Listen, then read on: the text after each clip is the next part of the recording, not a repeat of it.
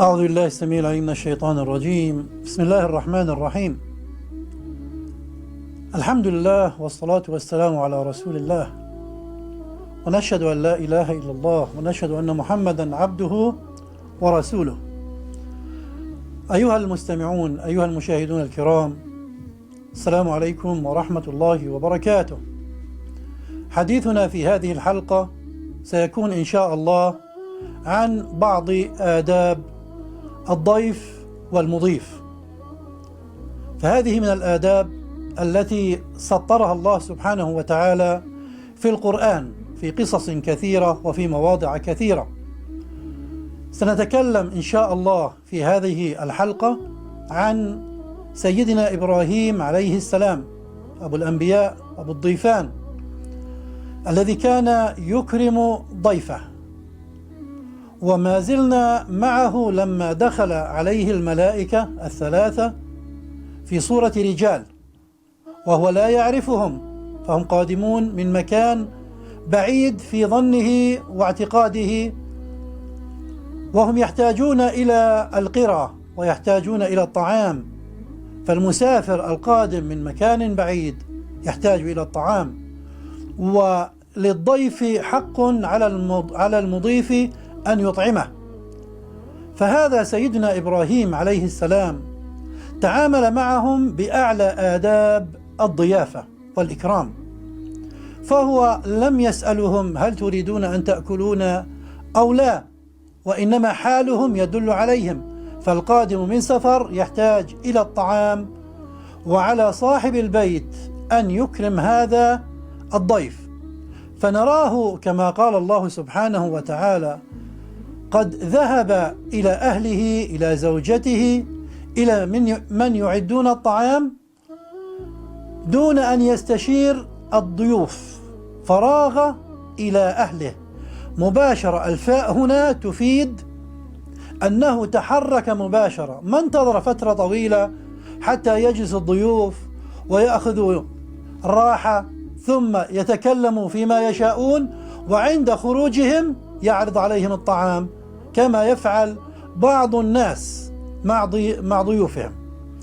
فإبراهيم عليه السلام مباشرة ذهب إلى أهله، وذهب بطريقة لا يشعر فيها الضيوف أنه ذهب لإعداد الطعام، ذهب بطريقة فيها لف ودوران، فراغ من الروغ.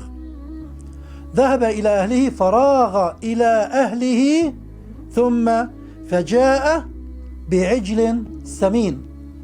مباشرة ذهب لإعداد الطعام، ولما تجهز الطعام وأصبح جاهزا جاء به مباشرة، فجاء بعجل سمين. سيدنا إبراهيم عليه السلام كان عنده البقر، يربي البقر، فذهب وجاء بعجل، ما ذهب وجاء ببقرة، وإنما بعجل صغير العمر لكنه سمين، بعجل سمين. فجاء بأطيب الطعام الموجود عنده. وهذا العجل صفته أنه سمين، لم يذهب إلى أرذل وأردى الطعام الموجود عنده وقدمه لضيفه. فعلى صاحب البيت أن يقدم لضيفه أفضل الضيفة من طعام، من شراب، من فواكه، من عصائر، أفضل ما يستطيع أن يقدم لهذا الضيف. قال فجاء بعجل سمين. وفي آية ثانية بعجل حنيذ، بمعنى أنه قام بشوي هذا العجل بأفضل طريقة يطبخ فيها هذا العجل.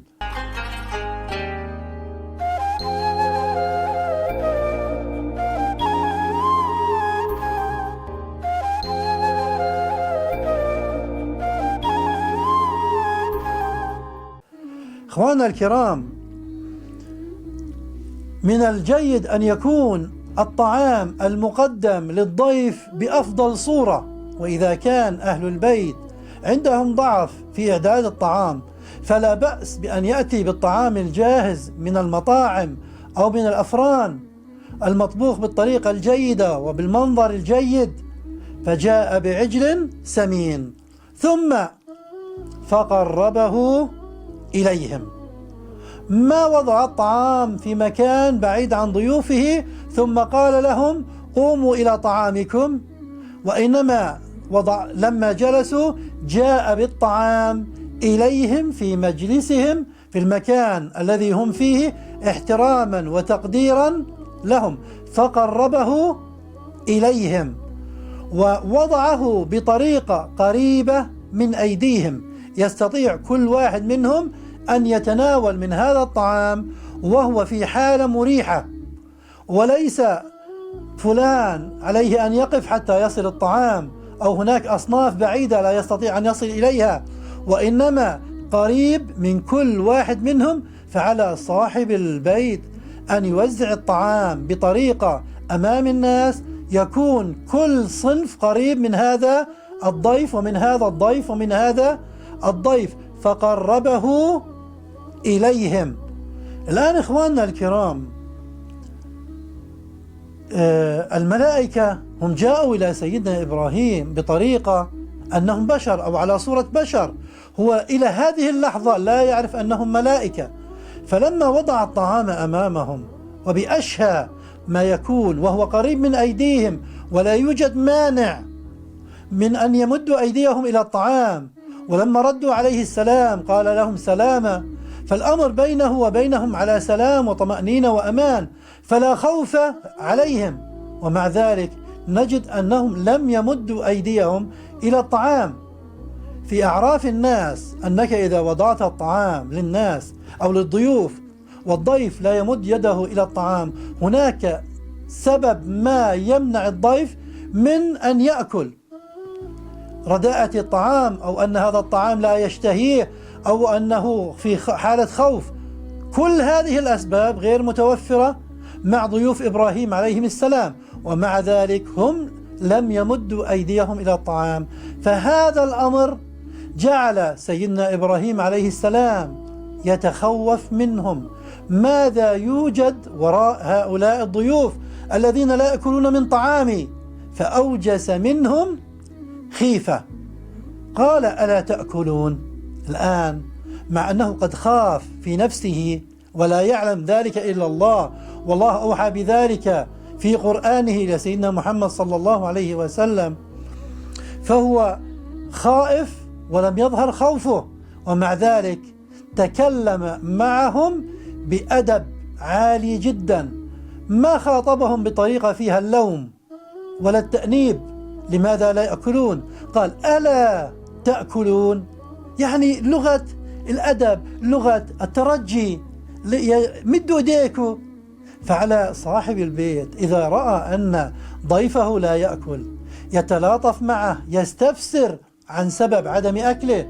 قال ألا تأكلون؟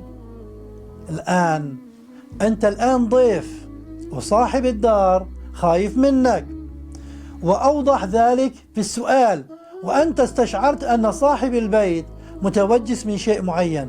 مباشرة أدب من الآداب أن تسأل أو أن تطمئن صاحب البيت.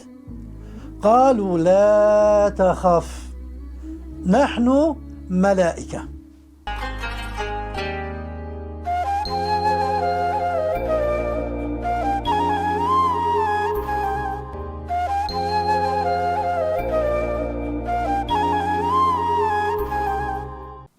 عدم أكلنا من طعامك لأننا ملائكة، وليس لأن طعامك فيه شيء أو هناك أي سبب آخر.